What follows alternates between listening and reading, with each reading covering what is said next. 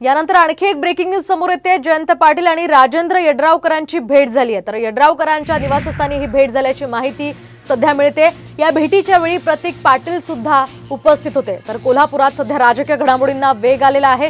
हातकणंगलेचे उमेदवार सत्यजित पाटलांच्या मदतीसाठी साकडं घातल्याची माहिती या ठिकाणी देण्यात आलेली आहे। तर राजेंद्र यड्रावकर हे शिंदे समर्थक आहेत। अपक्ष आमदार संजय पाटील यड्रावकरांचं नाव यामध्ये चर्चेत होतं आणि याच पार्श्वभूमीवर आता सध्या घडामोडींना वेग आलेला आहे। जयंत पाटलांची राजेंद्र यड्रावकरांनी भेट घेतल्यामुळे आता याचा फायदा हातकणंगलेच्या उमेदवाराला होईल अशी सुद्धा चर्चा एक सुरू झाली आहे।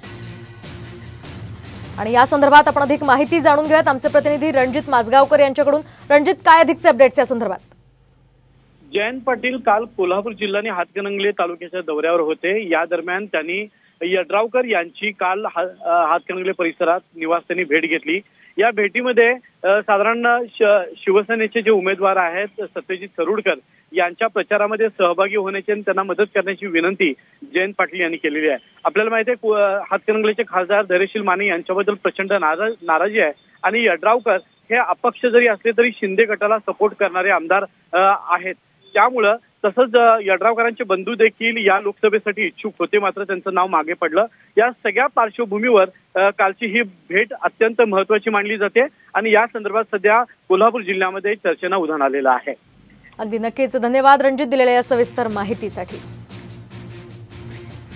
आताची ही महत्त्वाची अपडेट आपण पाहतोय। जयंत पाटील आणि राजेंद्र यड्रावकरांची ही भेट अतिशय महत्त्वाची मानली जाते। यड्रावकरांच्या निवासस्थानी जयंत पाटील आणि यड्रावकरांची ही भेट झाली आहे। त्यामुळे या भेटीमध्ये नेमकी काय चर्चा झाली आहे त्याची माहिती आपण रणजित माजगावकर यांच्याकडून आता घेतलेली आहे। मात्र आता यड्रावकर या संदर्भात काय निर्णय घेतील ते सुद्धा पाहणं अतिशय महत्त्वाचं असणार आहे।